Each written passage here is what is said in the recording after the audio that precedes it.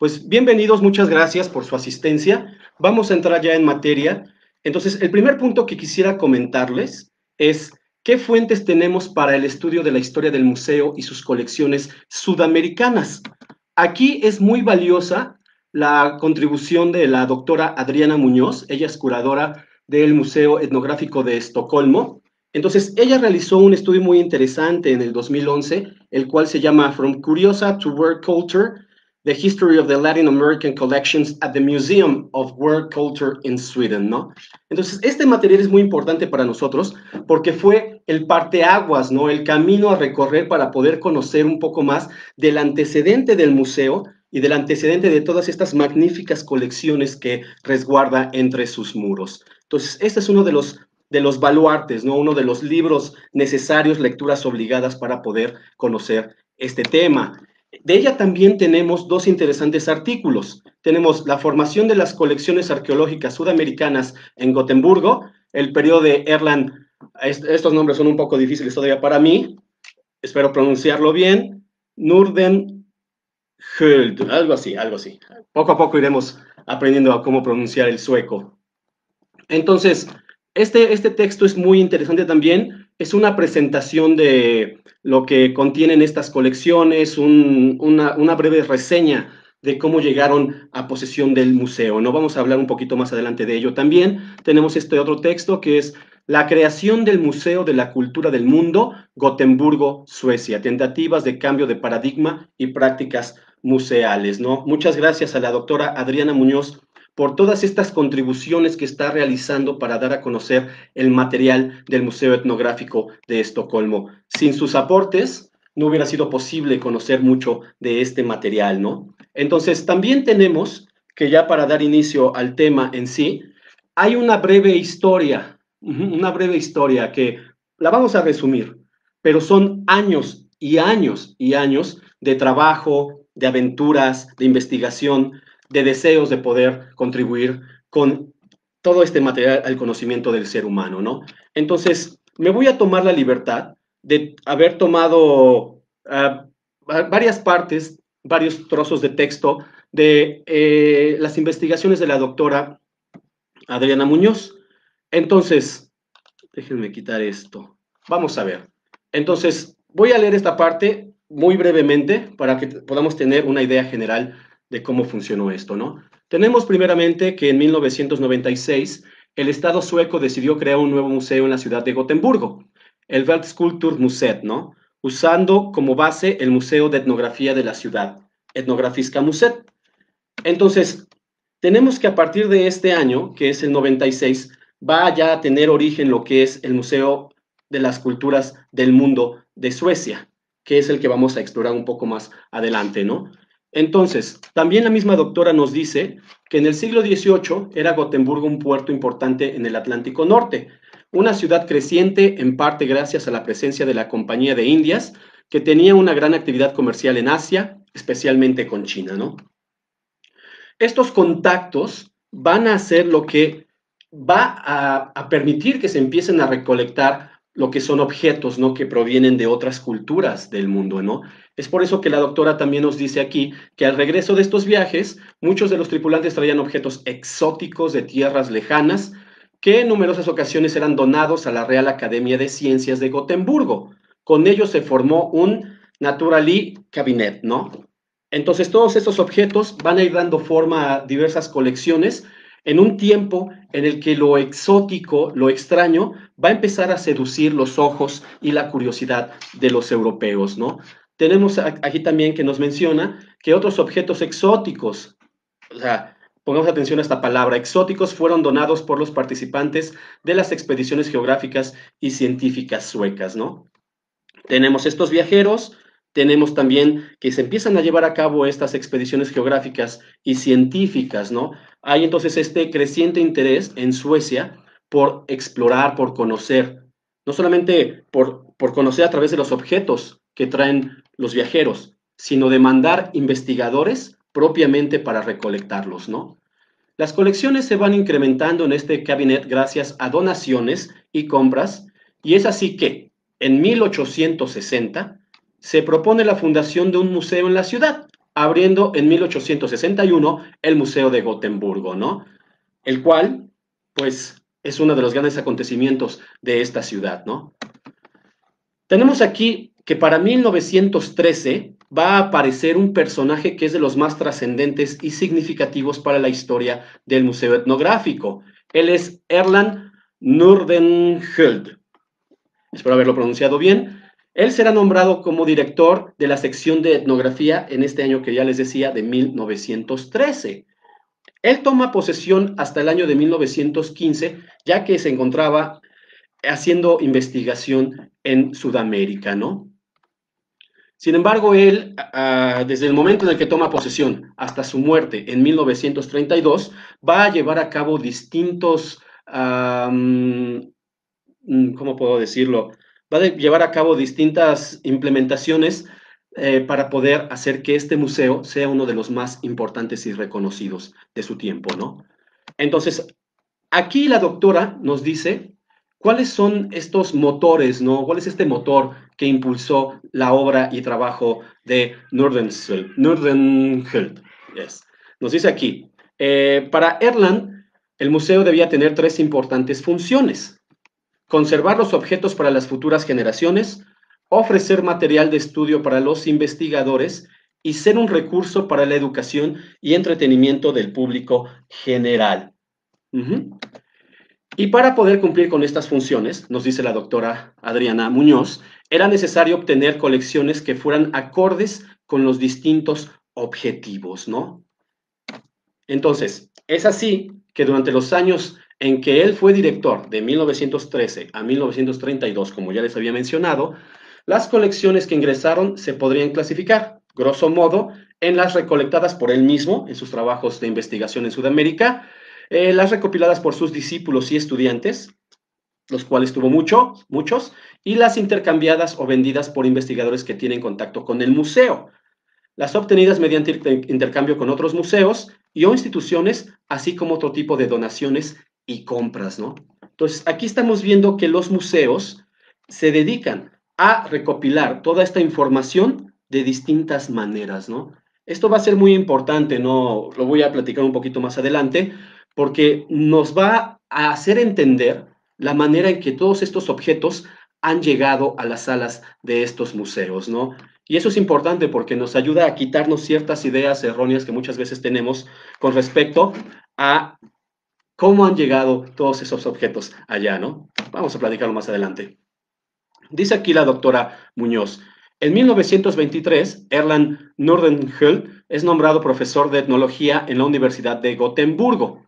Como profesor asumió un nuevo papel en su carrera. Ya no se trataba solo de adquirir conocimientos, sino transferir estos conocimientos a sus alumnos. De igual forma, su trabajo no se centró solo en mostrar resultados científicos, sino también en explicar los métodos, principios y mecanismos lógicos que hay detrás de un trabajo científico, de forma que sus estudiantes eran actores activos en sus investigaciones, ¿no? Entonces, el trabajo de Nordenskiöld va a ser trascendental, ¿no?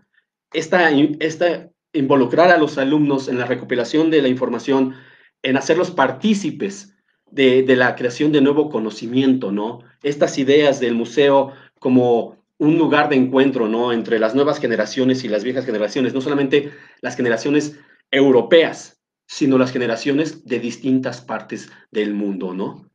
Entonces, tenemos aquí que esto favoreció el crecimiento del museo, tanto desde el punto de vista del coleccionismo como de la investigación, ¿no? No solamente vamos a coleccionar objetos, sino vamos a investigar los objetos y vamos a investigar las culturas de las cuales estos provienen, ¿no? Aquí es importante marcar estos dos nombres, porque ellos van a ser importantísimos para la recopilación de información y de objetos durante una de las expediciones suecas que a mí me parecen de las más importantes, que es la segunda expedición sueca de México, ¿no? Los nombres son Gustav Montel y Sigvald Linné, ¿no? O sea, dos nombres emblemáticos para este Museo Etnográfico de Estocolmo, ¿no? Entonces vamos a ver. Dice aquí, al final, la doctora Adriana Muñoz. Nordenskiöld, en su etapa de director, también financia algunas expediciones y de otros investigadores para que obtengan colecciones para el museo, ¿no? El mismo museo va a financiar estos viajes de investigación, ¿no? Pero también aquí es importante recalcar que el financiamiento no solamente vino del propio museo, sino que hubo siempre benefactores. Desde sus inicios hubo benefactores, nos menciona la doctora Muñoz, que muchas veces estos benefactores eran personas adineradas de la sociedad de Gotemburgo, que buscaban una manera de trascender, de hacer que sus nombres trascendieran a través de esta obra de financiar investigación, de financiar pues estas expediciones, ¿no? Y pues también gracias a ellos, aunque muchas veces sus nombres son olvidados, gracias a ellos es también que vamos a tener acceso ahora a este material, ¿no? No. Hay que agradecer a muchas personas.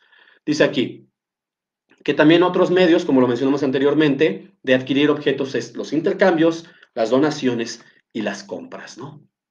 Pero bueno, después de haber ya hablado un poco de los antecedentes de este museo, de manera muy somera, de manera muy general, es ahora necesario saber dónde se encuentra este museo en Internet. O sea, es un museo que se encuentra del otro lado del mundo, pero gracias a la tecnología podemos acceder solamente escribiendo una dirección y dando un clic, ¿no? Y es lo que vamos a hacer a continuación. Esta es la dirección, www.valsculturmuserna.se. Entonces, ya saben que algunas veces esto es un poco lento. Entonces, yo voy a trabajar en Google porque esto me lo está abriendo de este lado y no me gusta este explorador, lo he de decir. Me siento más aquí a gusto con Google. Entonces, vamos a empezar con este viaje. Entonces, lo primero que vamos a ver es el sitio del Museo Nacional de las Culturas del Mundo de Suecia. Entonces, este museo etnográfico, como vimos al principio, en la década de los 90 se va a fusionar con un nuevo museo que tiene el nombre de el Museo Nacional de las Culturas del Mundo. La intención de este Museo Nacional de las Culturas del Mundo es acercar a la población sueca al conocimiento de la diversidad cultural de las distintas naciones, de las distintas regiones del mundo, ¿no? Entonces, dentro de este proyecto se van a crear 4 distintos museos, que es el Museo Etnográfico, y aquí vamos a ver abajito los distintos nombres, que es el Museo Etnográfico, que es el que nos atañe el día de hoy. Tenemos estos otros, vamos a ponerle aquí, a ver en español si nos traduce los nombres, que no lo va a hacer, creo. Pero tenemos aquí estos distintos museos, ¿no? Que es el Museo de las Culturas del Mundo o Museo de la Cultura Mundial, que es el Weltkulturmuseet. Tenemos este, que no, todavía no sé bien cómo traducirlo, y tenemos este otro que tiene que ver con Asia y otras cosas, ¿no? Entonces, tenemos 4 museos aquí, pero aquí lo importante que quería también comentarles es que esta página tiene la opción para que la puedas ver en su lengua original, que es el sueco, y en el inglés. Si tú le das simplemente traducir acá al español, lo que va a hacer Google es traducirte esta página. Sin embargo, si tú entras a la opción en inglés, te va a dar algo que no te va a dar la versión en sueco, que es el que tú puedas, déjame ver dónde quedó, English ya está aquí. Research. Ahora ya me sale distinto. Déjenme darle aquí, refrescar. El actualizar.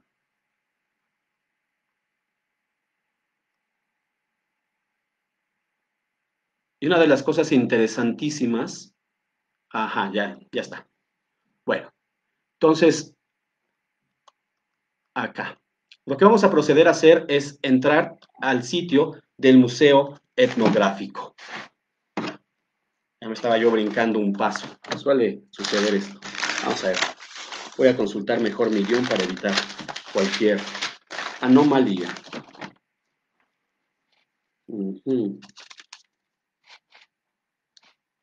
Ok. Entonces, aquí es la parte a la que quería llegar. Ya estamos aquí en la página del Museo Etnográfico.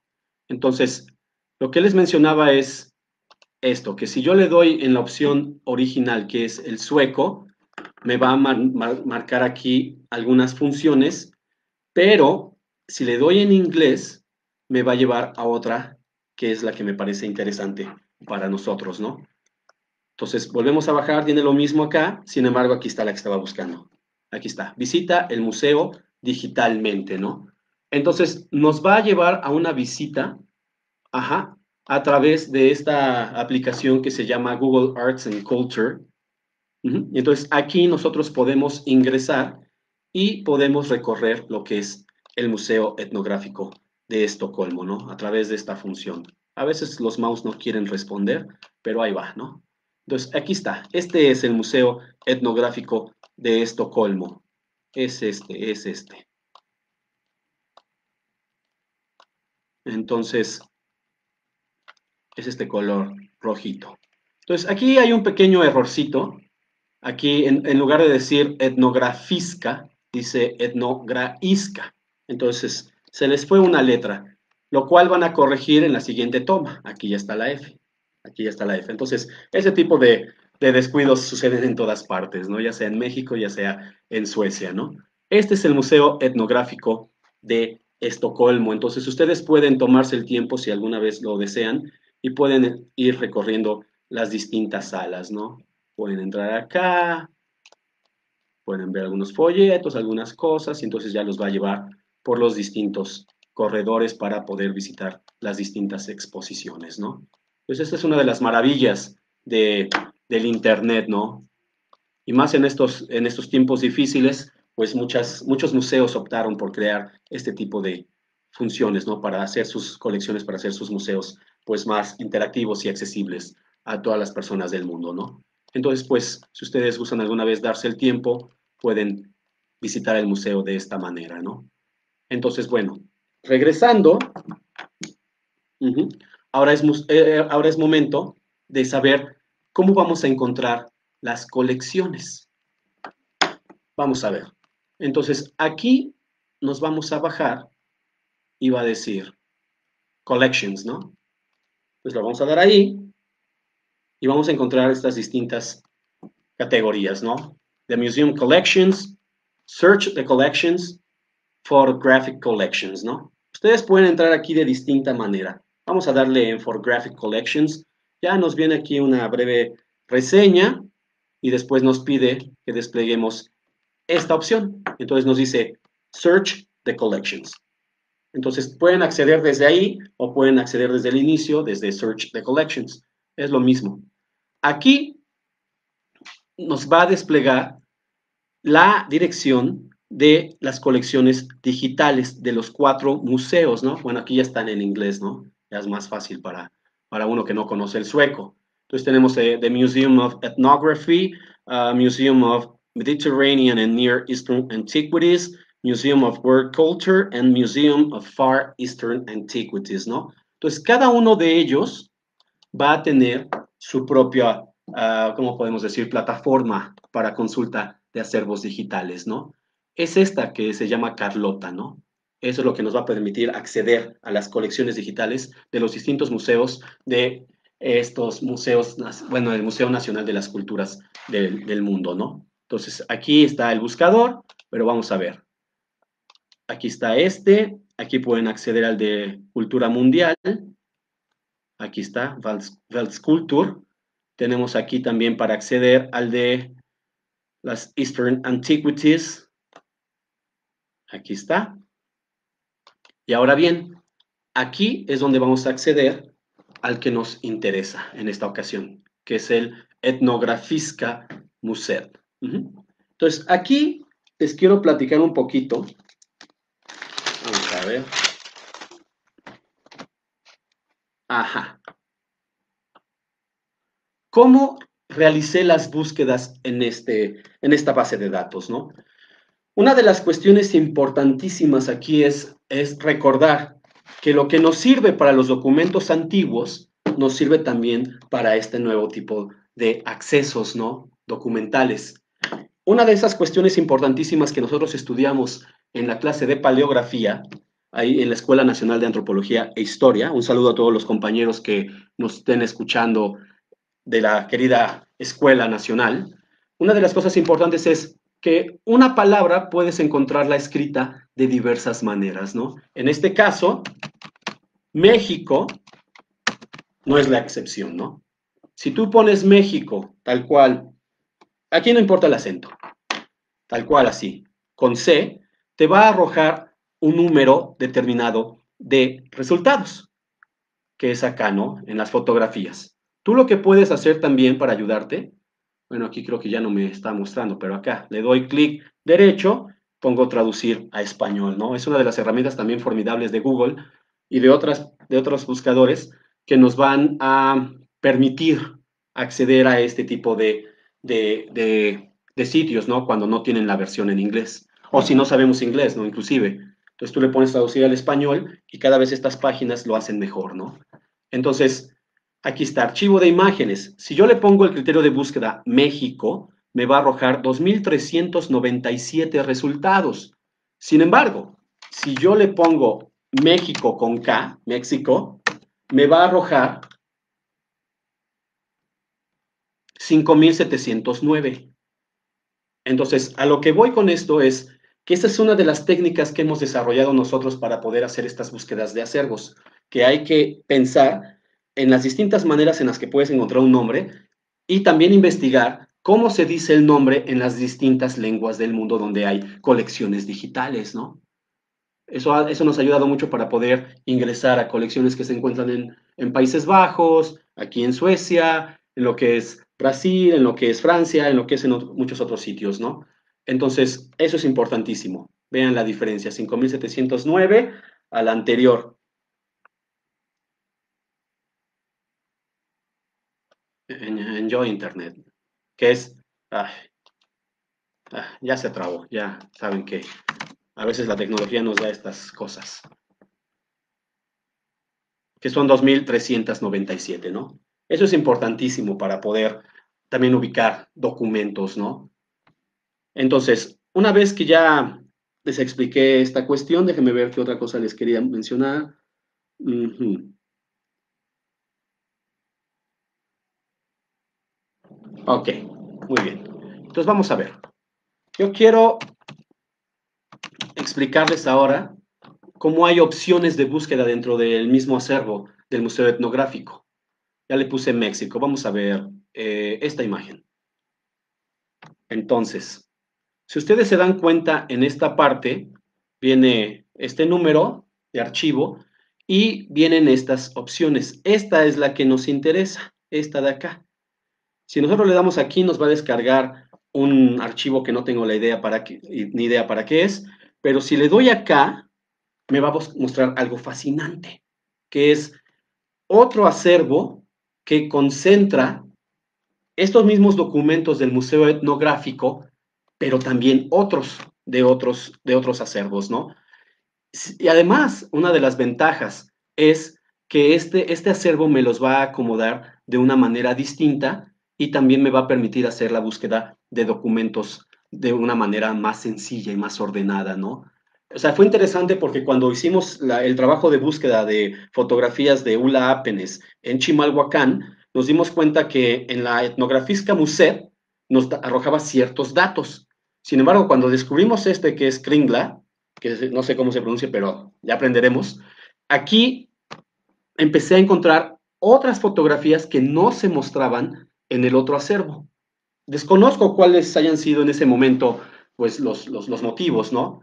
Pero es lo interesante de estos acervos digitales, que no te puedes ir solamente con una opción de búsqueda, sino que hay que descubrir las distintas opciones de búsqueda porque nos van a permitir tener acceso a muchos más documentos, muchas más fotografías, ¿no? Y eso es lo que hemos hecho en Megistoría Consultoría Antropológica, idear estas nuevas maneras de búsqueda, adentrarnos a los acervos, picarle aquí, traducir las páginas, aprender un poco de la lengua para ir descubriendo a poco todos estos secretos que se encuentran ahora enterrados dentro de estos acervos digitales, ¿no? Entonces, Kringla es una opción muy interesante para poder hacer la búsqueda de ese material que pertenece al Museo Etnográfico de Estocolmo, ¿no? Entonces, es uno de los que también más usamos. Aquí está, puse el criterio de búsqueda de Ula Apenes. En un momento vamos a retomar esto.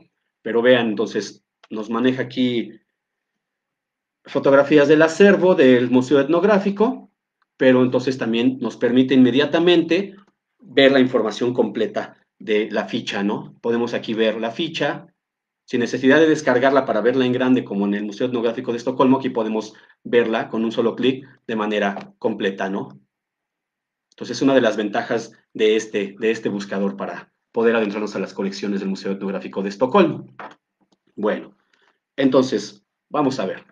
Una vez que ya les pude mostrar esto, regresemos a la presentación. Aquí estamos en México en las colecciones fotográficas del Museo Etnográfico de Estocolmo, que es lo que ya vamos a hacer en este momento. Entonces, las colecciones. Para esta charla, lo que hice fue ordenar, ordenar el material de acuerdo a cierto criterio que está vinculado con las expediciones suecas en México. No quiere decir que este sea todo el material que existe con la entrada a México en el Museo Etnográfico de Estocolmo, pero sí es uno que a mí me ha parecido muy interesante y que tiene muchas posibilidades para la investigación, ¿no? O sea, por eso ese fue el criterio que decidí aplicar para poder hacer esta presentación, ¿no? Entonces, es el que vamos a seguir. Entonces, ¿cuál es la primera colección que tenemos en el Museo Etnográfico vinculado con esta cuestión que les platicaba? Es esta que yo le he denominado la de Charles P. Wade en la colección Gustav Theodor Cedergren, ¿no? Entonces, esta pequeña información, esta breve información que les voy a mostrar sobre los fotógrafos, sobre las personas que donaban material, sobre los investigadores, es la que viene en el Museo Etnográfico de Estocolmo, ¿no? Ahorita vamos a platicar un poquito más sobre ello. Dice aquí, Gustav Theodor Cedergren, nacido en 1879, Estocolmo, muerto en 1919, ingeniero e hijo de Henrik Tore Cedergren y Emma Sofía Frisk. Fue director gerente de la compañía telefónica Mexeric, subsidiaria de Ericsson en México, ¿no? Donó artículos y fondos para la compra de artículos, especialmente de México. Estaba casado con una mexicana, ¿no? Entonces, a mí me pareció algo simpático que el acervo mencionara ese dato curioso. Estaba casado con una mexicana. Esto nos ayuda a entender, desde luego, por qué Cedergren tenía un gran interés en México, ¿no? O sea, a tal grado de que vino a trabajar a México, radicó en México y se casó con una mexicana. Debió de haber tenido descendencia, desconozco eso, el museo no nos da esa información tan específica, pero este interés de Cedergren que vamos a ver en el material que él recopiló va a ser importantísima para el futuro desarrollo de la segunda expedición sueca de México. ¿Por qué? Porque él trabajó para Ericsson. Esta compañía telefónica que viene a México va a ser uno de los que financian la segunda expedición sueca de México. Y es interesantísimo, y lo vamos a ver un poquito más adelante, porque para Ericsson trabajó Cedergren, para Ericsson trabajó Bodil Christensen y para Ericsson trabajó Ulla Apenes. Entonces, son nombres vinculados con la segunda expedición sueca. Hablo de Apenes y de Christensen. Vamos a platicar un poquito más de ello más adelante. Vamos a ver. La primera es, bueno, esa no es, es esta. Vamos a ver. Ahora vayamos al acervo. Entonces, aquí lo que voy a hacer es escribir el nombre de Cedergren y vamos a ver qué es lo que nos arroja.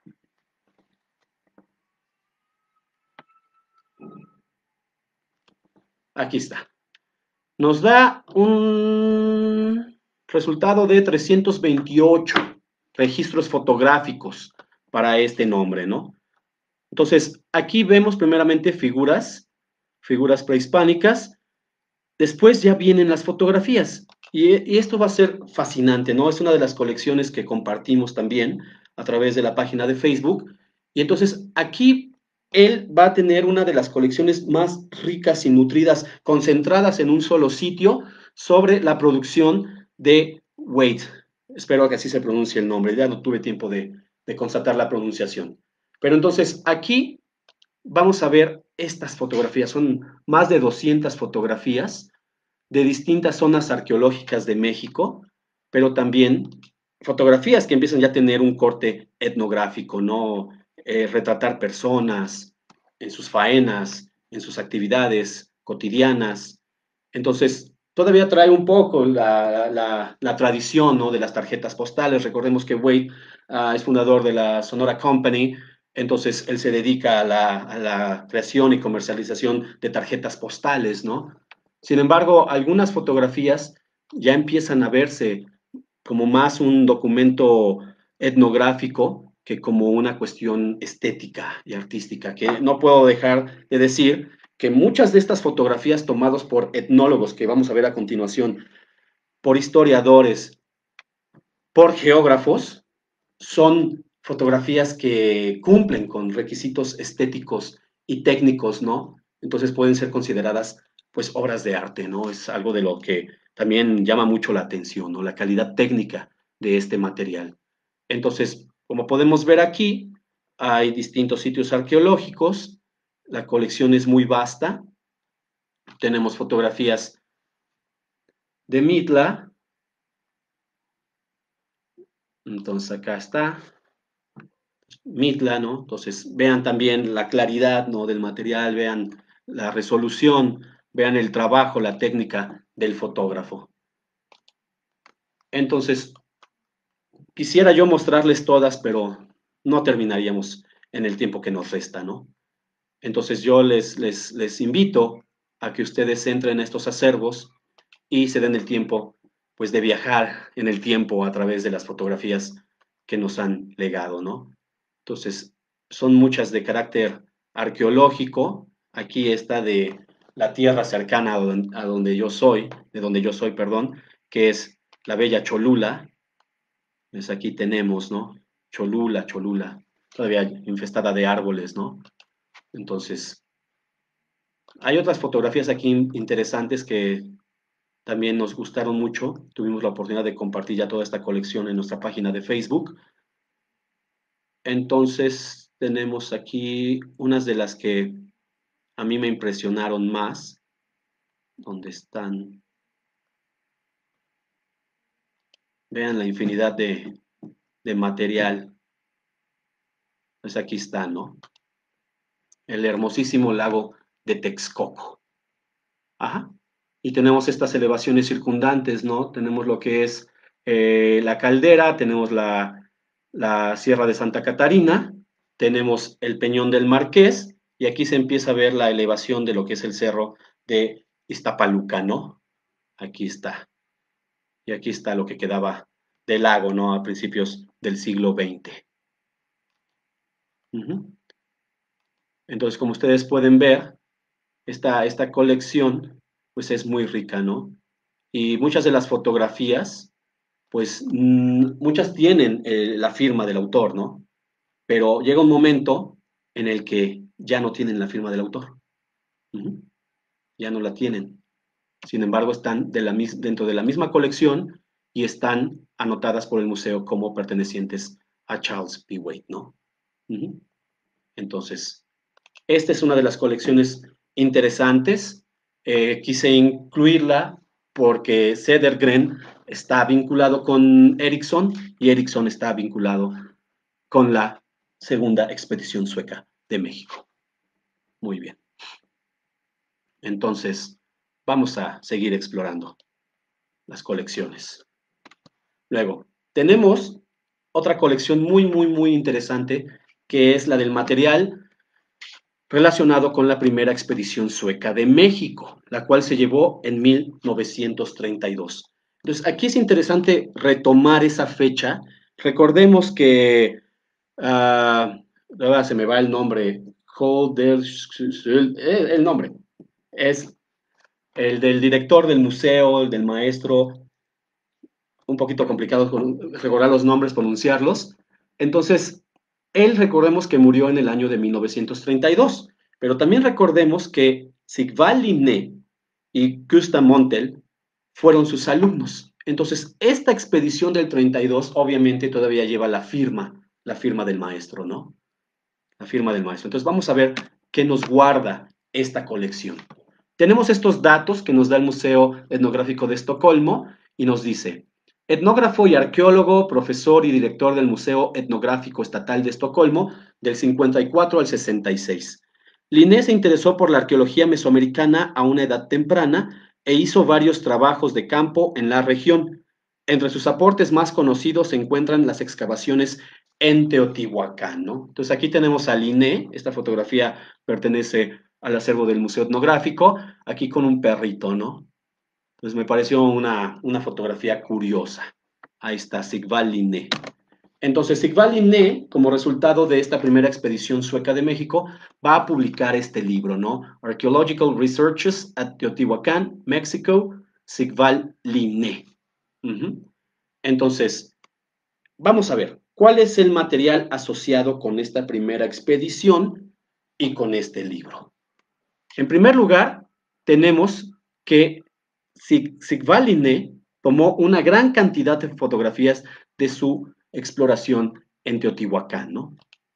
Entonces, regresemos otra vez al sitio y vamos a darle ahora Sigvald Linné y vamos a poner, ay, es que aquí si no le escribes todo, te lo quita. Linné, Teotihuacán, Teotihuacán, ajá. Sigvald Linné, Teotihuacán. Entonces, con ese criterio de búsqueda, ya le puse doble N. Vamos a ver. Entonces, nos arroja 1664 registros, ¿no? Entonces, una cantidad impresionante de material, 1932, 1932. Entonces, es el material fotográfico que tenemos con respecto a esta primera expedición sueca de México, ¿no? A cargo de Sigvald Linné, de carácter arqueológico. Pues vean las tomas, ¿no? Vean la claridad, ¿no? Y estoy seguro que todavía el original se ve mucho más claro, ¿no? Porque casi todas las fotografías tienen como este matiz grisáceo o una especie de color sepia. Pero estoy seguro que las originales son todavía mucho más claras, más nítidas, ¿no? Entonces, aquí también sería imposible poder observar todo el material, pero tenemos un gran número de fotografías tomadas debido a esta expedición, ¿no? Tenemos ya Teotihuacán en el año de 1932, ya los avances en la reconstrucción, en el mantenimiento de la zona arqueológica ya van muy avanzados, ¿no? Entonces, ese es uno de los grandes aportes de Sigvald Linné al acervo del Museo Etnográfico, pues, Teotihuacán. Ahí está, ¿no? Pues espero que puedan ir observando las fotografías sin gran problema. A veces ustedes saben que el internet nos falla, se pone borroso, pero bueno, ahí están los acervos, están invitados cordialmente a que puedan acceder a ellos, a que puedan consultar las fotografías y puedan deleitarse como nosotros con todo este material, ¿no? Pues vamos a mostrar una más y seguimos adelante. Tenemos esta.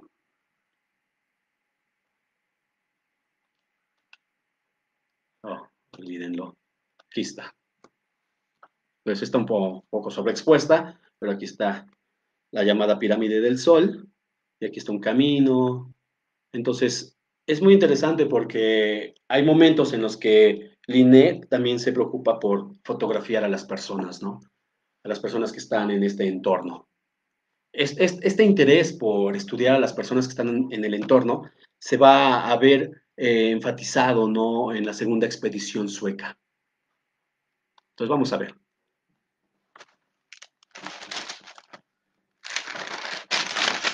¿Qué otro material tenemos de Linné de este mismo año de 1932? También Linné estuvo en Huicuilco, en lo que ahora es Ciudad de México al sur, ¿no? A un lado de la Escuela Nacional de Antropología e Historia, ¿no? Entonces aquí tenemos. También tuvimos la oportunidad de poder compartir ya estas fotografías de Huicuilco, de la autoría de Sigvald Linné, ¿no? Entonces aquí tenemos, ¿no? El estado de conservación del monumento en el año de 1932, también los alrededores, ¿no? Vean, no hay pues más que arbolitos, terrenos, matorrales. Entonces, este era el Cuicuilco de Sigvald Linné, el Cuicuilco de 1932. Entonces, veamos esta.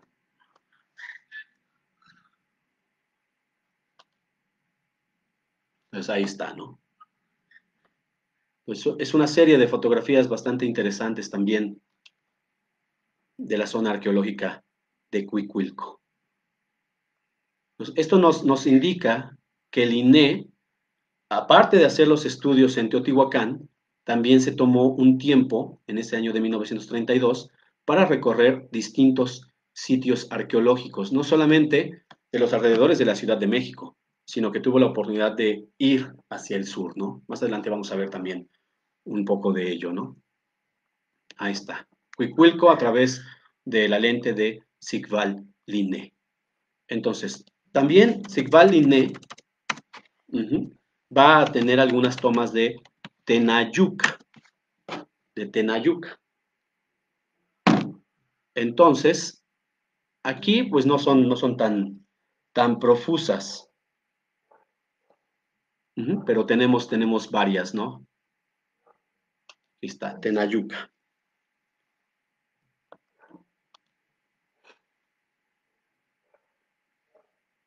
Pues aquí está, ¿no?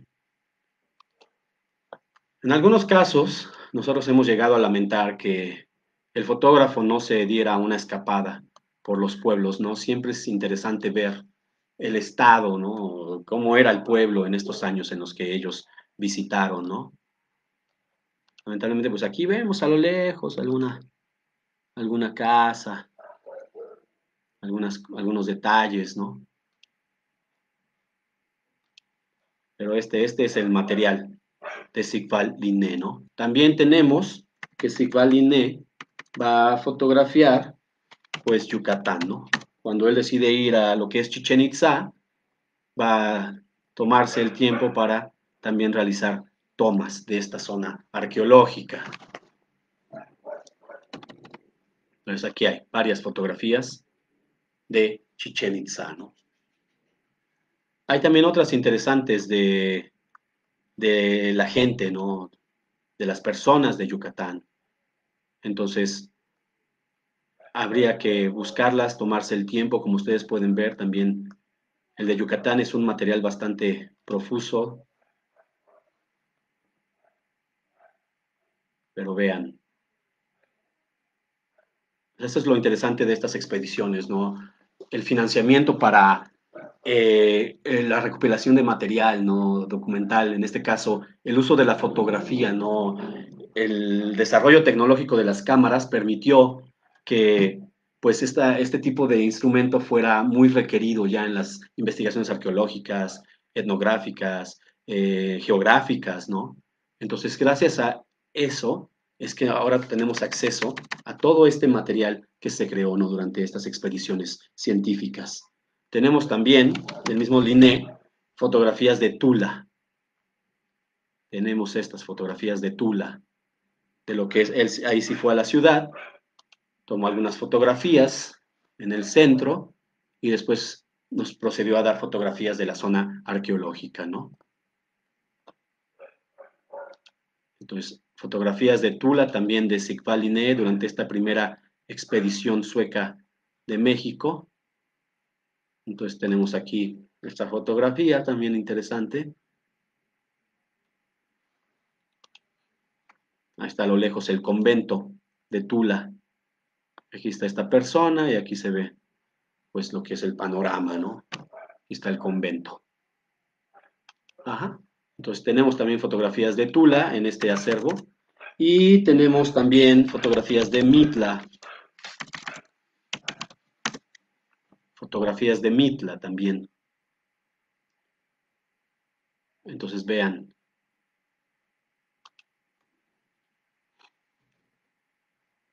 Entonces tenemos aquí a Sigvald Linné y a su esposa, ¿no? Ella lo acompañó durante esta primera expedición sueca. Le ayudó en las excavaciones, ¿no? De Teotihuacán.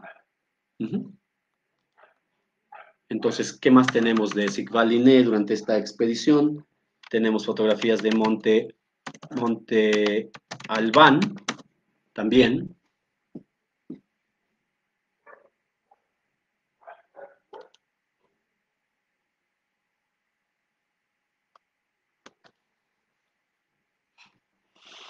Pues ahí están las fotografías que Sigvald Diné tomó durante esta primera expedición sueca. No significa que estas sean todas, también hay de Xochicalco y también hay material que muchas veces no tiene la referencia del sitio. Entonces, pues es una de las cosas interesantes también de este acervo, que nos hemos dado la tarea de identificar lugares. También pues a veces publicamos fotografías de las cuales sí no tenemos ninguna referencia, no conocemos el sitio, y gracias a eso también hemos logrado que personas nos apoyen para identificar lugares, ¿no? Una de las últimas fotografías que compartimos con ese método fue del poblado de Santiago Tulyehualco, en Xochimilco. Entonces nosotros no sabíamos dónde era el sitio. Horst Martin anduvo caminando por allá en una de sus andanzas por la Sierra de Santa Catarina, compartimos la fotografía y hubo ya personas que lograron decirnos que se trataba de Tulyehualco, ¿no? Entonces también eso nos ha ayudado a conocer más el material, ¿no? Entonces vamos a ver. Pues esas son las fotografías que tenemos, un panorama nada más muy general de las fotografías que tenemos de Sigvald Diné durante esta primera expedición sueca de México de 1932, ¿no? Entonces, aquí viene ya el plato fuerte, lo digo así porque es la expedición que más llama mi atención, la que más me ha motivado, la que más me ha dado desvelos por querer entender, querer saber más sobre cómo se llevó a cabo, y aparte también por los aportes, ¿no? Tenemos nombres de gran importancia en esta expedición como Sigvald Linné de nuevo, Gustav Montel, tenemos el nombre de Bodil Christensen, importantísimo para todos aquellos investigadores interesados, ¿no? En lo que es la Sierra del Norte de Puebla y los alrededores, ¿no? Un nombre muy conocido para todos ellos. Un saludo a todas aquellas personas de Pahuatlán y los alrededores de Acasochitlán, al cronista de Acasochitlán, muchas gracias también por haber asistido a nuestro curso de acervos fotográficos el año pasado. Muchas gracias a todos por allá. Muchas gracias a nuestro amigo Lobe Sánchez, artesano de Pahuatlán. Esperamos que todos se encuentren muy bien por allá. Muchas gracias. Entonces, esta segunda expedición sueca tiene estos nombres, ¿no? Tiene el nombre de Ula Apenes, también un ícono para los habitantes de Chimalhuacán, ¿no? Un ícono, un verdadero ícono para los habitantes de Chimalhuacán. Un saludo también para Mariana, para Calaveras también. Ricardo, un saludo para todos ustedes. Muchas gracias también por el interés que tienen en todo el material que hemos compartido, ¿no? Muchas gracias, Chimalhuacán también. Entonces, vamos a darle ya. Tenemos aquí otros nombres importantes, como el de Elsie McDougall, y hay otros nombres que han quedado olvidados, ¿no? Han quedado olvidados. Los nombres de los mexicanos que también estuvieron de cerca en esta segunda expedición sueca, ¿no? Que muchas veces ya no se les mencionan estos documentos oficiales, ¿no? Pero vamos a ver qué es lo que hemos encontrado con respecto a esto. Eh, Procedo inmediatamente a presentar aquí un documento, un artículo que fue publicado en la revista Ethnos en el volumen 1 del año de 1936. Es aquí donde Gustav Montel nos dice el por qué, ¿no? ¿Cuál es el motor, cuál es el espíritu de esta segunda expedición sueca de México? Entonces, me gustaría tomarme la libertad para leer este texto, ¿no? Que tomo del original en inglés. Dice aquí, en nuestro plan original de la expedición, mencionamos nuestras esperanzas de poder complementar las investigaciones sobre la antigüedad con estudios sobre la forma de vida india moderna. A través de una cadena de circunstancias afortunadas, sucedió que nuestro trabajo etnográfico alcanzó una extensión mayor de lo planeado originalmente. Nuestras peregrinaciones a lugares arqueológicamente interesantes en las tierras altas nos llevaron a muchos pueblos donde las reliquias de la cultura antigua todavía constituyen un factor casi dominante en el modo de existencia de los indios. Cada vez fue más evidente lo necesario que es adquirir conocimiento de la cultura india moderna si uno desea obtener una comprensión de la antigüedad. La comprensión de este hecho nos impulsó a intentar investigar los elementos indios antiguos de la cultura material local, a pesar de nuestros limitados medios económicos y la escasez de tiempo, ¿no? Entonces, es interesante, ¿no? Cómo ellos mismos se dan cuenta de que lo que ellos creían que iba a ser complementario se vuelve lo central en esta segunda expedición sueca, la cual se caracteriza por todo el material etnográfico que se produjo, ¿no? Fotografías, video, notas de campo, tenemos estos artículos que se publican posteriormente en Etnos, y no solamente eso, sino que el nombre de Bodil Christensen es reconocido porque ella es pionera en varios estudios, los cuales va a continuar después de haber participado en esta expedición, ¿no? Lamentablemente, pues vamos a platicar un poquito más de ello. Ulla Apenes, pues falleció en el 43 y no pudo continuar, ¿no? Gustav Montel regresó a Suecia y entonces se abocó a los estudios de las culturas asiáticas, ¿no? Y Sigvald Linné, pues tuvo interés en Mesoamérica, ¿no? Entonces tuvo otras publicaciones bastante interesantes y es importante, ¿no? Como todas estas investigaciones están vinculadas unas con otras, ¿no?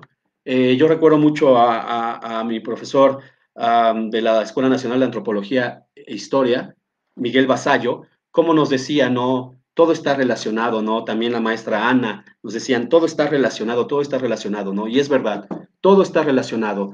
Tenemos el material de Ulla Apenes, que utilizó Sigvald Linné, y a la vez tenemos a un Jeffrey Parsons, que se interesó en los estudios de Linné y por él conoció a lo que es Ulla Apenes, conoció a Bodil Christensen y entonces tuvo también esa intención de escribir su gran obra, ¿no? De los últimos pescadores de Chimalhuacán, ¿no? Entonces, todo esto está unido, está unido. Los actuales habitantes de Chimalhuacán están de alguna manera unidos con Jeffrey Parsons, con Sigvald Linné, con Ulla Apenes, con Bodil Christensen, ¿no? Y con todo este material que está en el Museo Etnográfico de Estocolmo. Pero vamos a darle, vamos a darle. Entonces, aquí les puse algunos ejemplos de las publicaciones en Etnos, ¿no? Que se derivaron de esta recopilación de datos, ¿no? O sea, investigaciones muy interesantes que han sido retomadas por los expertos en la actualidad, ¿no? Tenemos esta de 1938 en el volumen 3, número 6, Jackie Dances, ¿no? De Gustav Montel, ¿no? O sea, es interesante, vamos a ver más adelante, cómo el material fotográfico está vinculado con el texto. Y estos textos están a su vez vinculados con el material, que son ahora nuestras fuentes, ¿no? Para el estudio de esta etapa, ¿no? Las cartas que escribió Montel, las cartas que escribió Ulla Apenes, alguna que otra carta que hemos conocido de Bodil Christensen, ¿no? Ajá. Entonces, ahí está todo, todo está vinculado, todo está conectado y tiene una razón de ser, ¿no? Jackie Dances de Gustav Montel, tenemos Bird Nets of Lake Texcoco, Mexico Valley, de Sigvald Linné, también interesado en esa cuestión de las redes para cazar aves, ¿no? Hay fotografías de Ulla Apenes, hay fotografías de Bodil Christensen que documentan esto, ¿no? Linné utilizó esas fotografías. Tenemos The Akatlashki Dance of Mexico de Bodil Christensen. Otra vez un saludo al cronista de Acasochitlán. Tuvimos la oportunidad de platicar con él un poco sobre estas fotografías. Fotografías de Bodil Christensen que existen, que están ahí en los acervos digitales del mundo, ¿no? Tenemos The Primitive Soul Production of Lake Texcoco, México, de Ulla Apenes. O sea, interesadísimo en la historia del lago de Texcoco, ¿no? En recopilar estos últimos momentos de este lago de Texcoco, ¿no? Luego aquí tenemos The Monolithic Rock Temple of Malinalco, México, de Helga Larsen, ¿no? También existe material fotográfico de esta visita a Malinalco, ¿no? Entonces, vemos, ¿no? Como todo este material fotográfico está vinculado con los textos, ¿no? Con la producción científica. Ahora vamos a ver. ¿Cuáles son las colecciones asociadas con esto? Primeramente, otra vez, Sigvald Linné, pero esta vez el material asociado es Chalchicomula de Sesma, en el oriente del estado de Puebla. Chalchicomula. Entonces, uno de los objetivos de esta segunda expedición sueca de México, financiada por Ericsson, fue investigar ciertos nexos con Teotihuacán en esta zona, ¿no? Al oriente del estado de Puebla. Chalchicomula de Sesma, actualmente ciudad Cerdán, ¿no? Entonces, Linné nos va a regalar unas tomas formidables del entorno geográfico del entorno geográfico de esta región, ¿no? 1934-1935. Sabemos que la segunda expedición sueca de México llega en septiembre de 1934 y se regresan a Suecia en 1935, en junio de 1935, ¿no? Entonces esto le da un margen de varios meses para poder realizar este trabajo de investigación y de documentación, ¿no? Ahí está, el Citlaltépetl, si no mal recuerdo, ¿no? Pico de Orizaba, ¿no? En esta región de Chalchicomula de Sesma. Entonces tenemos aquí también otras tomas muy interesantes de esta región. Hay por aquí una, miren, por ejemplo, de esta, si no mal recuerdo, esta es la laguna de Alcojuca, no sé, puedo equivocarme, tiene muchos años que fui para allá, pero vean esto. Uh-huh. Entonces, esto está en la colección de Sigvald Linné, segunda expedición sueca de México, ¿no? A ver qué dice aquí. Alcojuca, Alcojuca dice, muy bien. Entonces, vean esta panorámica que les voy a mostrar a continuación. Aquí está, el poblado Chalchicomula de Sesma, segunda expedición sueca de México, Sigvald Linné. Ahí está el templo, ¿no? Vean esta calle, vean la extensión del poblado, vean la magnificencia de las elevaciones alrededor, ¿no? Un verdadero paraíso. Tuve la oportunidad de ir allá hace ya muchos años. No pierdo la esperanza de regresar. Chalchicomula, ¿no? Un saludo a todos nuestros seguidores del estado de Puebla, a todos nuestros seguidores del estado de Tlaxcala, a nuestros seguidores de la ciudad de Cholula, San Martín Texmelucan, a todos nuestros seguidores. Un saludo. Entonces vamos a ver. Vamos a ver aquí.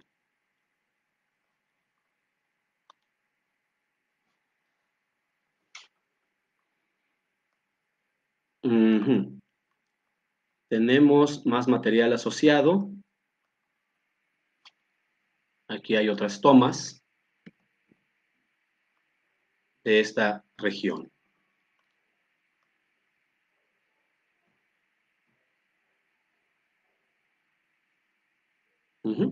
Entonces vean. Ese es el material que tenemos de la segunda expedición sueca de México.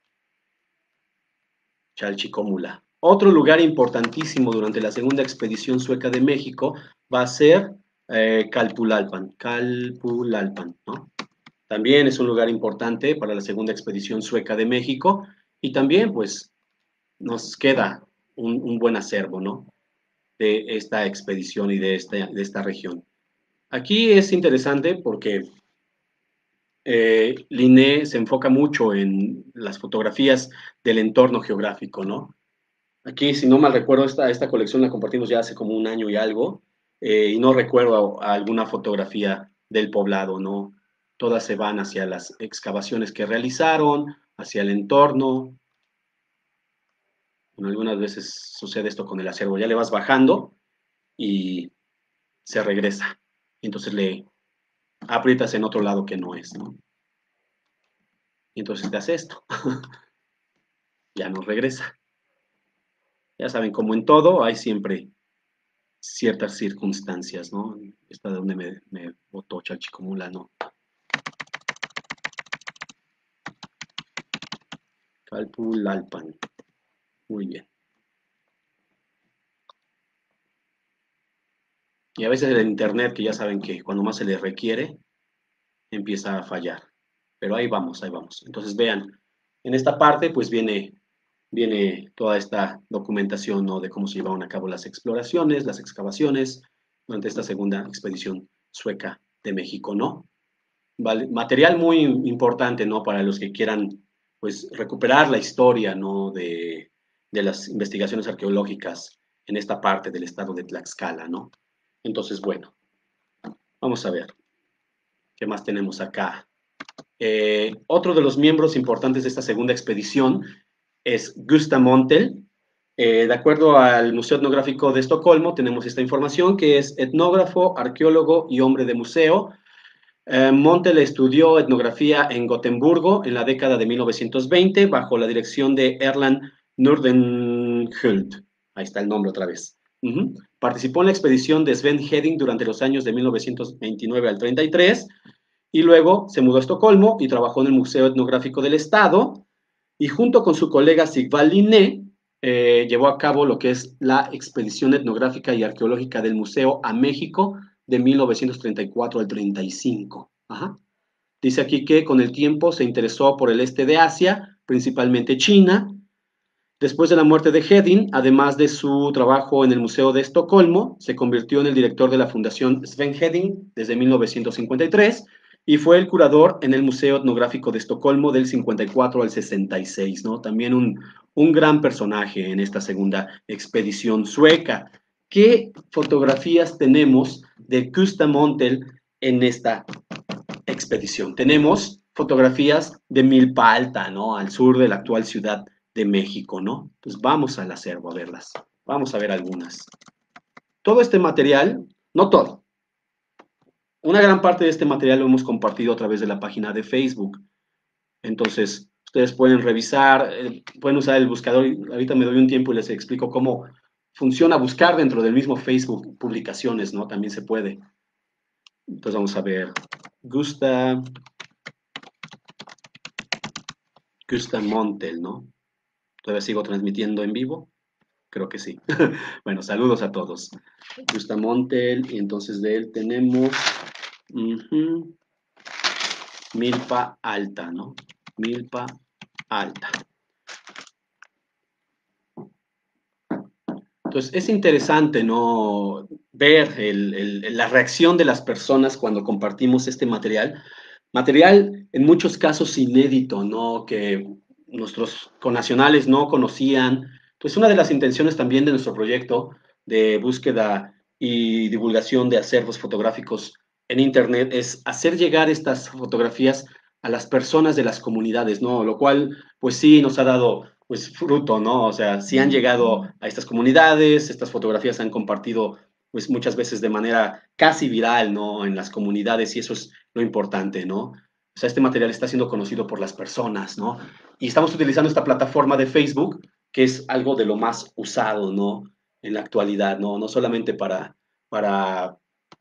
pues ver lo que hace el vecino, para enterarnos de fiestas o cosas así, sino también podemos hacer llegar este material gracias a estas redes sociales, ¿no? Entonces vean esta fotografía impresionante de lo que es el antiguo convento de Milpa Alta, ¿no?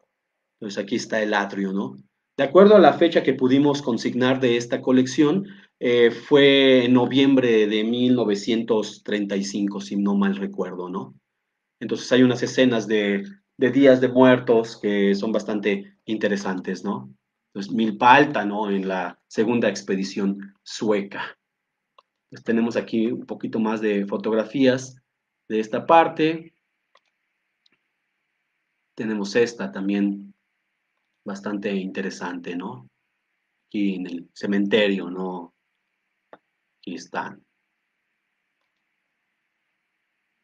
O esta también que gustó mucho, ¿no?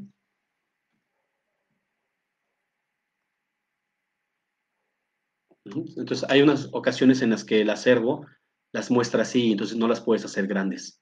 Es algo que Kringla, pues sí te permite, ¿no? Todas las ves en alta resolución y las puedes hacer más grandes, ¿no? Entonces aquí tenemos, ¿no? El interior del templo, no hay casi butacas, las personas sentadas en el suelo con sus cirios, ¿no? Entonces ahí está. Gustav Montel en Milpa Alta, segunda expedición sueca, ¿no? Entonces, gracias a ese interés que tuvieron, ¿no? En visitar las zonas arqueológicas, pero también los pueblos cercanos a estas zonas arqueológicas, pues es que tenemos todo este material, ¿no? Es que tenemos todo este material de nuestros pueblos originarios, ¿no? Ustedes saben que en muchas páginas que comparten contenido de fotografía antigua, pues se enfocan mucho a lo que son las grandes ciudades, las grandes edificaciones. Sin embargo, estas fotografías etnográficas, pues son ricas por eso, ¿no? Porque nos dan una ventana a estas comunidades, ¿no? Que por mucho tiempo, pues, han sido ignoradas, ¿no? Entonces, se ha recuperado este material, ¿no? Y las comunidades ahora pueden acceder a él. Eso es lo interesante, ¿no? Bueno, vamos a ver. ¿Qué más tenemos acá? También Gustav Montel estuvo en Tlaxcala. Entonces, ustedes recordarán ese artículo que vimos de los yaquis. Entonces, aquí están las fotografías asociadas a ese texto, ¿no? Aquí está. Gustav Montel fue a Tlaxcala porque ahí se encontraban yaquis que estaban pues en un cuartel militar, ¿no? Eran soldados. Entonces, aquí están las fotografías asociadas, ¿no? Ahí está el convento de Tlaxcala, ¿no? Nuestra Señora de la Asunción, si no mal recuerdo. Ahí está. Ahí están las fotografías, ¿no? Entonces, yo recuerdo que hace también casi un año y medio, no sé, hace un par de años, eh, hubo la gran oportunidad de que este material se presentara en una conferencia aquí en lo que es el Museo de Lina, ¿no? Ahí estuvo la doctora Adriana Muñoz, ajá, con la doctora Raquel, se me va ahorita el apellido de la doctora, pero ella pues fue una de las más grandes investigadoras con respecto a los yaquis, ¿no? Raquel Ramos es, sí, lamentablemente pues ya no se encuentra con nosotros, pero ella dio esta conferencia junto con la doctora Adriana Muñoz que vino desde Suecia, ¿no? Para platicar sobre este material en Tlaxcala, ¿no? Un material muy, muy, muy interesante, ¿no? Entonces, vamos a seguir adelante, adelante. Entonces, tenemos aquí varias fotografías, ¿no? Que están asociadas con esta presencia de los yaquis en Tlaxcala, ¿no?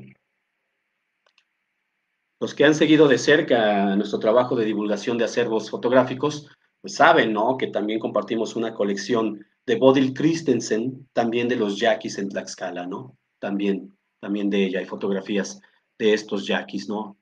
No son del mismo evento, desde luego, pero también es material asociado, ¿no? Entonces veamos, ¿no? Aquí está esta fotografía del templo de San Esteban en Tizatlán.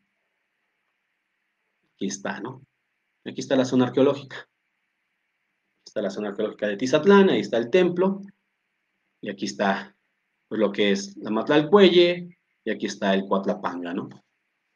Pues fotografías también muy interesantes de Gustav Montel en Tlaxcala, ¿no? También Gustav Montel tiene fotografías de Pahuatlán, ¿no?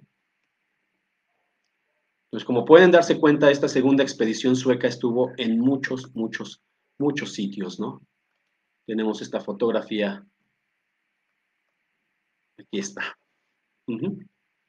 Entonces, aquí está. Fotografías de Gustav Montel, de Pahuatlán, segunda expedición sueca de México.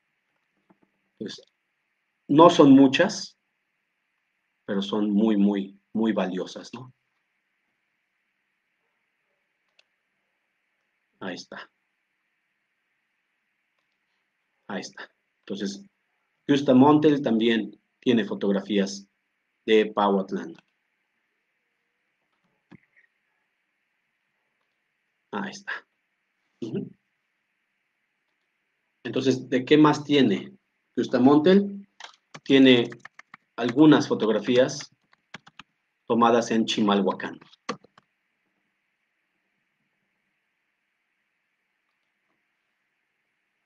Pues aquí está, ¿no? Estas las compartimos recientemente. De acuerdo a lo que pudimos indagar en las fichas de objetos del museo, hay en la colección un molcajete de Xochitenco, Chimalhuacán, por lo cual deducimos que estas fotografías tomadas por Montel, pues bien pudieron haber sido en Xochitenco, ¿no? Donde se produjo ese molcajete, ¿no? Al que se hace alusión como un objeto comprado por el museo, ¿no? Para la colección etnográfica. Pues aquí tenemos.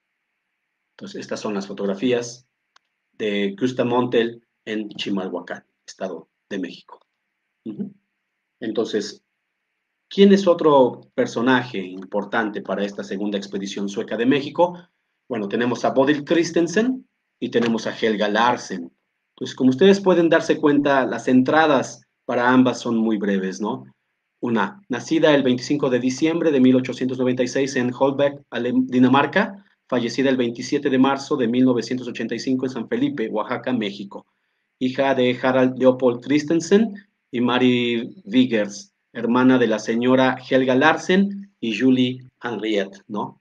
Es todo lo que nos dice el Museo Etnográfico de Estocolmo con respecto a ella. Y aquí Helga Larsen, nacida el 10 de mayo de 1891 en Holbæk, Dinamarca, murió el 11 de mayo de 1938 en México, residente en México, trabajó como secretaria del eminente arqueólogo maya Silvanus Morley, se casó y se divorció, pero mantuvo el nombre de Larsen después del divorcio, ¿no? Hija también de Harald Leopold Christensen y Mary Viggers, hermana de Bodil y Julie Henriette, ¿no? Y aquí tenemos esta fotografía de Sigvald Linné, en donde aparecen las dos hermanas Christensen, ¿no? Aquí están. Aquí está Bodil y aquí está Helga Larsen, ¿no? En Pahuatlán. Entonces, yo hasta el momento desconozco si se ha escrito alguna biografía sobre Bodil Christensen, sobre Helga Larsen. Sin embargo, sé que el trabajo de ambas es importantísimo y más que nada el trabajo fotográfico de Bodil Christensen es pues de apreciarse, de admirarse, ¿no? De admirarse. Un trabajo bastante bien logrado y muy importante porque nos da cuenta de esa vida, ¿no? De los pueblos originarios del centro de México, ¿no? Y pues también algunas otras partes que ya tuvo la oportunidad de visitar, ¿no? Entonces, pues seguimos indagando datos, seguimos buscando referencias para poder saber un poco más sobre estos participantes de la segunda expedición sueca, ¿no? De Bodil Christensen no tenemos mucho material en el Museo Etnográfico de Estocolmo. Tenemos, pues, pobremente material sobre Malinalco, Bodil Christensen. Ay, odio cuando hace esto. Christensen Malinalco. Entonces vamos a ver qué nos arroja, ¿no? Entonces tenemos aquí algunas fotografías de la autoría de Bodil Christensen en Malinalco, ¿no? Ahí está, esta.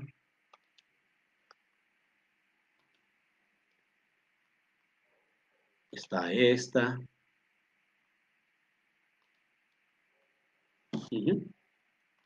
Pues tenemos algunas fotografías de Malinalco, ¿no? Ahí están las fotografías de Malinalco, de Bodil Christensen. Ya está jugando con Ulla Apenes, ¿no? Ahí están, en Malinalco. Entonces, estas fotografías donde tenemos la oportunidad de ver en fotografías de Bodil Christensen a Ulla Apenes o a Sigvald Linné, pues sabemos inmediatamente que fueron tomadas durante la segunda expedición sueca, porque están juntos.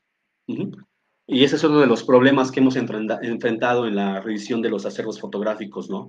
La identificación de las fechas. Pero ahorita vamos a platicar un poquito más sobre ello, ¿no? Pues ahí está, este es el material. Bodil Christensen en Malinalco.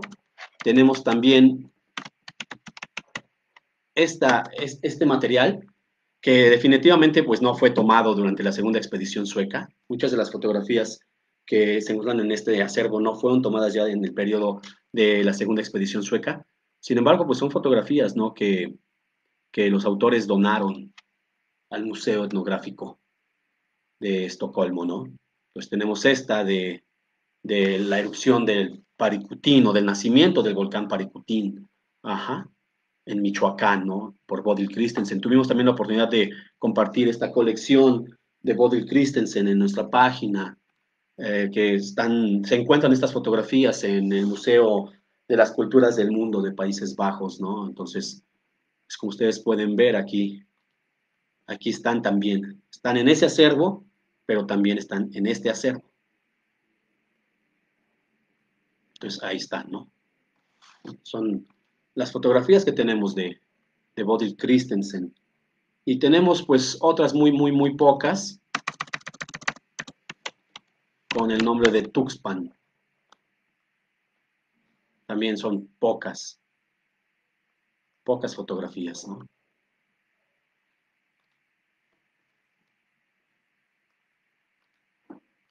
Ahí está. Entonces son estas fotografías las que el museo cuenta. con las que el museo cuenta, ¿no? Aquí está.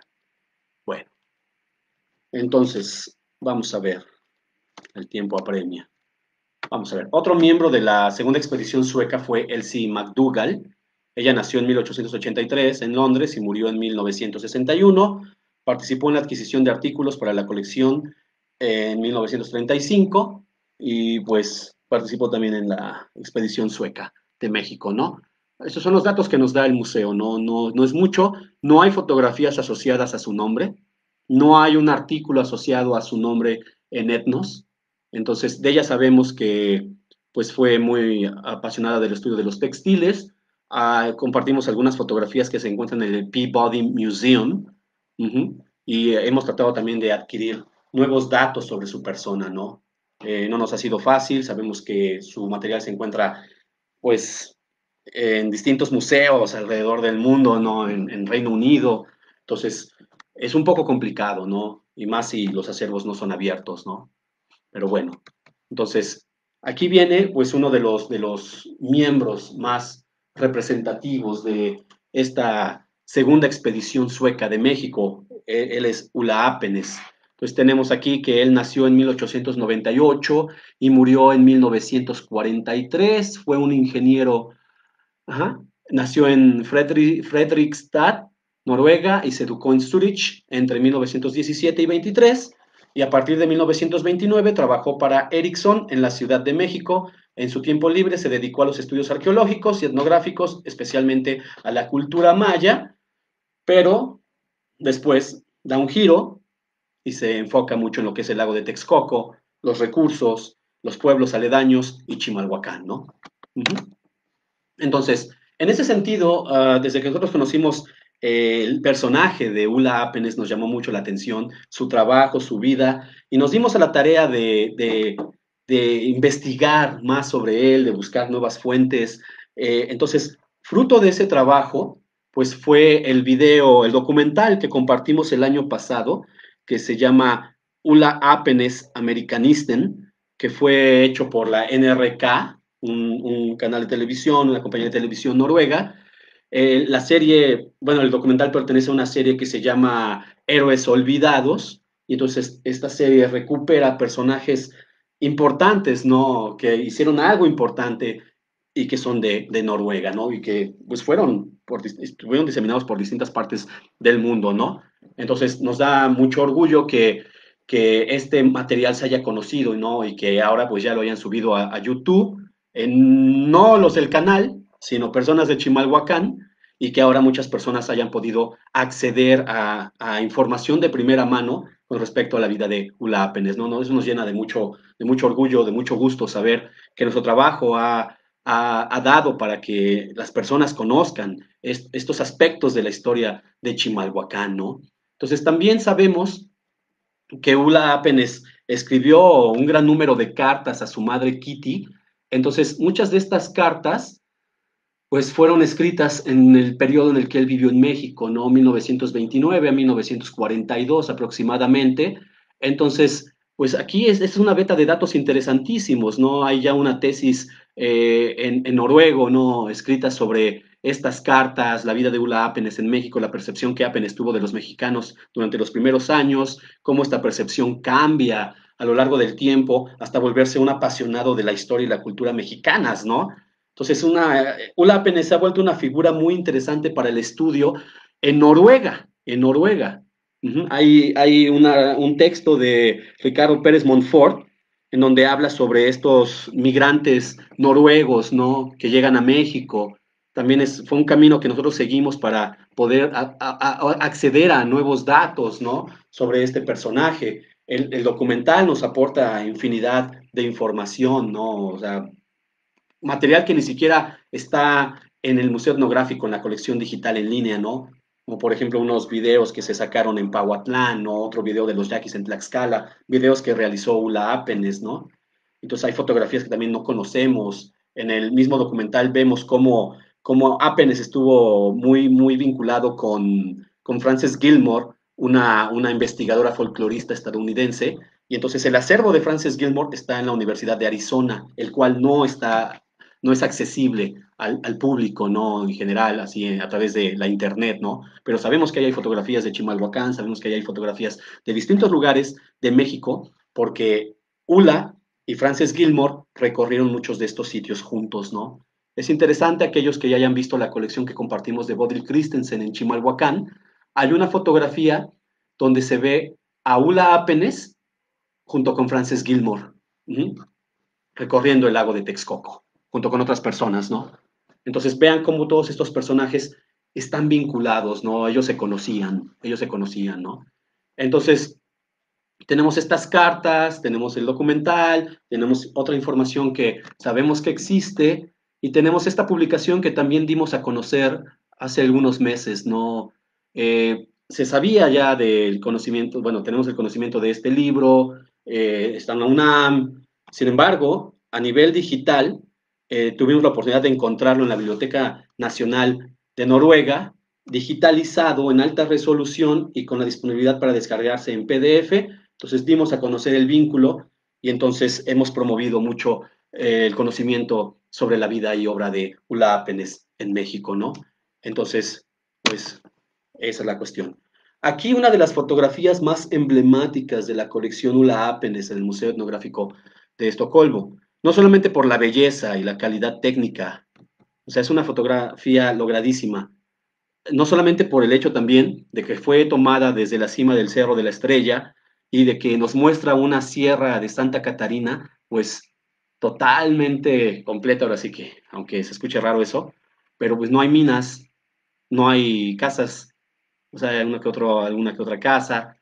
Sin embargo, esta fotografía, pues, ha tenido una historia interesante en México desde que nuestro gran amigo y compañero, el maestro Naín Alejandro, sí, él muy activo en esta página que es Memoria Histórica de Iztapalapa, perdón, Naín, él dio a conocer esta fotografía, él nos explica los nombres de las elevaciones y desde ese momento pues empiezan estas vicisitudes de la fotografía, ¿no? Para empezar, el año en el que se creía que se había tomado, ¿no? Que en el acervo aparecía 1950, sin embargo, ahora sabemos que no sabemos exactamente la fecha en la que se tomó, pero fue del 29 al 42 que Ula apenas estuvo activo en México.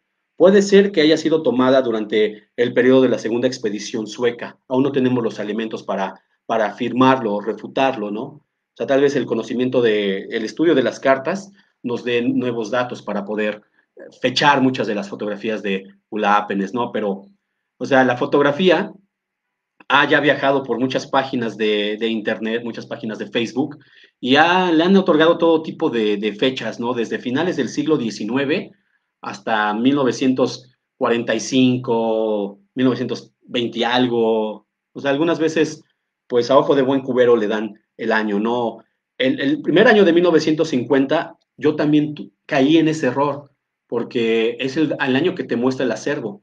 Sin embargo, ya ahondando un poco más en esta cuestión, pues una, apenas ya estaba muerto para esa fecha. Dos, 1950 es el año en que el material de Ulla Apenes es adquirido por el Museo Etnográfico de Estocolmo. La madre de Apenes, Kitty Apenes, es la que dona estas fotografías a Sigvald Linné y es así como entran al Museo Etnográfico de Estocolmo y es también como Sigvald Linné puede hacer uso de ellas en sus libros y artículos, ¿no? El material quedó en México y pues se le envió a la mamá y la mamá pues en algún momento dijo pues quiero que esto se quede con quien lo sepa apreciar, ¿no? Igual pasó con las cartas, ¿no? Durante muchos años no tuvimos acceso a esas cartas, hasta apenas hace como 10 años, 12 años, tal vez, no tiene mucho, que el sobrino de Ulla Apenes, Georg Apenes, pues las donó al Museo de Noruega, ¿no? A la Biblioteca Nacional de Noruega. Entonces, es ahora que por eso hemos podido acceder a todo este material, ¿no? Muchas gracias a todos ellos, muchas gracias a los descendientes de estos investigadores que han hecho que el material pues se difunda, no se dé a conocer y que nos ayude para realizar nuevas investigaciones, ¿no? Uh-huh. Entonces, esta es una de las fotografías más interesantes de Ulla Apenes que pues ha pasado por todas las páginas, se ha llegado a decir que la fotografía es falsa, que pues eso no existió así, infinidad de cosas, ¿no? Muchas gracias a Naín. Naín, muchas gracias, si nos estás escuchando, por haber dado a conocer esta fotografía, por el trabajo que invertiste en explicarnos sobre las elevaciones que conforman la Sierra de Santa Catarina. También mi más sentido pésame, Naín, por el fallecimiento de tu mamá. Te mandamos un abrazo muy sincero desde acá. Sabes que cuentas con nosotros. Muchas gracias. También sigue adelante con tu trabajo, con esa formidable labor que realizas por el bien de la cultura de Iztapalapa, ¿no? Muchas gracias. Naín, un abrazo desde acá, de parte de Cintia y de mí, y de Joseph, ¿no? Entonces vamos a seguir adelante. Tenemos aquí, que entonces vamos a ver, vamos a ver el acervo de Ula Apenes, dice conclusiones, pero no, todavía no. Vamos a ver. Ula Apenes, en el Museo Etnográfico de Estocolmo, Ula Apenes. De Ula Apenes tenemos aquí un total de 253 objetos no fotográficos. Uh -huh. Sin embargo, como les comentaba al inicio, en Kringla tuve acceso a otras fotografías que no había visto acá. Y también he notado que hay otras fotografías que antes no aparecían, entonces, pues a este movimiento constante de los acervos, ¿no? Esa es una de las realidades, ¿no? Entonces, pues acá tenemos, ¿no? Fotografías también de Malinalco, tenemos también fotografías de Coatlinchan en Texcoco, tenemos aquí nos aparecen algunas asociadas con Bodil Christensen, tenemos aquí esta famosísima, tenemos estas fotografías aéreas que tomó Ula Apenes de lo que es todo lo que fue la cuenca de México, ahora llamada Valle de México. Entonces tenemos aquí todas estas fotos, tenemos algunas fotos súper interesantes de la Sierra de Santa Catarina. Aquí lo más probable es que esta haya sido tomada desde la cima del cerro de Chimalhuacán hacia el lado de la Sierra de Santa Catarina. Vean la extensión del terreno, vean las manchas blancas del salitre, vean todavía algunas partes de agua que se llegan a observar de este lado. Entonces vean el tipo de árboles, el tipo de terreno, todavía este tipo de formación, ¿no? Tipo chinampa, ¿no? De la que nos habla Parsons, del lado norte, ¿no? Entonces, o sea, fotografías muy interesantes. Aquí está la caldera, vean acá, y aquí atrás el volcán Teutli, ¿no? Entonces aquí están. O sea, este Valle de México es una cosa en verdad formidable, ¿no? Y poder ver estas fotografías es un verdadero deleite, ¿no? Entonces, de Ula apenas tenemos una gran cantidad de fotografías. Entonces, pues tenemos muchas de lo que es el lago de Texcoco. Aquí está, ¿no? Aquí está el cerro de Chimalhuacán. Aquí está otra vez la sierra de Santa Catarina, ¿no? Aquí está. Entonces, ahora fotografías muy conocidas por las personas de Chimalhuacán. Entonces, como pueden ver, pues muchas de las fotografías están revueltas, ¿no? Entonces, ha sido también una ardua labor irlas ubicando, ir reconociendo los sitios, ir juntando datos para poder entender el material, ¿no? Otra de las fotografías emblemáticas de Chimalhuacán, ¿no? Que, que son súper mega conocidas de Ula Apenes, ¿no? En alguna página de Chimalhuacán llegué a leer que Ula Apenes es esta persona que está sentada, no, no, no. Corrijan ese dato, por favor. Él no es Ula Apenes. Entonces, pues esa es una de las situaciones, ¿no? Que se da también con el material, que se reinterpreta, ¿no? Se reinterpreta, siempre se reinterpreta. Entonces, eso incurre a veces en el error, en muchas otras prácticas, pero pues nuestro trabajo es dar a conocer el material, tratar de aportar los datos suficientes para que tenga una buena interpretación y se conozca el autor más que nada que realizó este trabajo. Pero a final de cuentas, muchas veces, pues eso se va a olvidar, ¿no? Se va a olvidar. Pues aquí está esta fotografía súper interesante de lo que es el cerro de Tepeyac, aquí está el templo, aquí está la basílica. Vean, aquí todavía no se acababan de comer la cantera, entonces todavía hay una unión acá, ¿no? Todavía hay una unión.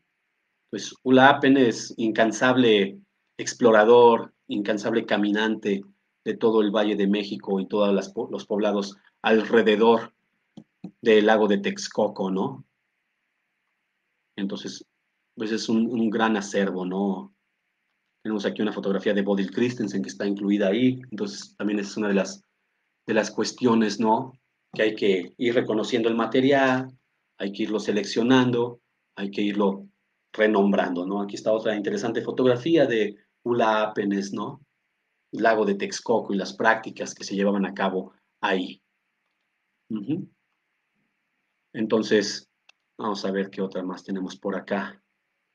O sea, vean, muchas de las fotografías, la mayor parte de las fotografías que hemos visto son de esta región, de Texcoco. Ahí está el lago, pescador, aquí está la sierra de Santa Catarina otra vez, ¿no? Uh-huh. Entonces el trabajo de Ulla Apenes es fascinante, es formidable. Y sigue siendo también pues un misterio, ¿no? Hay muchas cosas que no hemos podido resolver. El trabajo es arduo, hay que estudiar un poquito de noruego, traducir esas cartas, sacar los datos, hacer la interpretación. Es un trabajo fascinante, interesantísimo. Aquí está otra vez el cerro Chimalhuache, aquí está el lago de Texcoco, estos pescadores de Chimalhuacán, y pues aquí vean la profusión de los árboles, ¿no? En esta zona chinampera, ¿no? De Chimalhuacán, de acuerdo a lo que nos dice Jeffrey Parsons, ¿no? En otras fotografías y en algunos de sus libros, ¿no? Eh, Hay algunos lugares que todavía no podemos identificar, desde luego. Hay una fotografía interesante para todos mis paisanos de el Valle de Texmelucan. Les tengo la formidable noticia que también hay una fotografía de la región, ¿no? Sin embargo, no he podido determinar exactamente de qué poblado es, ¿no? Pues tenemos esta. Esta es la fotografía de algún templo en el Valle de Texmelucan, ¿no? Ahí está. Y es interesante porque Gustav Montel, él es el autor de esta fotografía, no Apenes. Gustav Montel, él escribe en un artículo, ¿no? Sobre no sé cómo llamarle, no recuerdo el nombre exacto, ¿no? No quiero incurrir en dar un nombre que no sea el correcto, pero él menciona esto en un artículo, tiene el dibujo, no hemos podido localizar en el acervo la fotografía si es que el artículo se encuentra allá, pero él nos dice, ¿no? Que esto fue recopilado en Texmelucan, pero no nos dice exactamente en qué parte. Aquí dice, ¿no? Texmelucan, Puebla.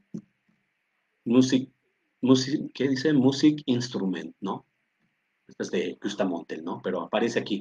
Como ustedes pueden darse cuenta, se va muchas veces a revolver el material, ¿no? Por eso es importante, pues, irlo entendiendo, depurando, relacionándolo con los textos a los que hemos accedido. Pues una gran fuente de datos, pues, es todo lo que son los registros, ¿no? De los objetos que se enviaban a las colecciones del Museo Etnográfico. Todo está en sueco, ¿no? Entonces, es una ardua labor, ¿no? Es muy interesante poder acceder a todo este material, toda la información, ¿no? Y es, pues, el tema de nuestra investigación de maestría, ¿no? Estamos muy entusiasmados por todo esto, ¿no? Es pues una veta de oro, ¿no? Nos parece todo el material que se encuentra en el Museo Etnográfico de Estocolmo. Entonces, quisiera seguirles mostrando imágenes, ya muchos de ustedes pues las conocen gracias al trabajo que hemos realizado a través de Facebook. Les muestro cómo pueden ustedes ubicar las publicaciones dentro de esta maraña también interminable que es Facebook, ¿no? Entonces tú puedes poner Pula Apenes el nombre y el nombre de Mejistoría. Entonces son los criterios de búsqueda que puedes usar dentro de Facebook para que puedas ubicar material asociado con el nombre y con nosotros, ¿no? Si tú no solamente pones Ula Apenes, te vas a dar cuenta de todos los que suben material con esa etiqueta, ¿no? Entonces, así es como tú puedes ubicar también material dentro de Facebook, las cosas que hemos publicado, ¿no? Aquí están las fotografías, aquí hay otras fotografías también de Apenes, de lo que es el Peñón del Marqués. Hemos ya empezado a subir lo que son las fichas para que se puedan constatar la información, ¿no? Tenemos esta de Sigvaline, que está ahí entre su acervo. Aquí está otra de Sigvaline. Estas son otras colecciones, ¿no? Pero Ahí es donde tú puedes empezar a buscar lo que hemos subido de los autores, ¿no? Pero bueno, o sea, entonces esa era básicamente la plática.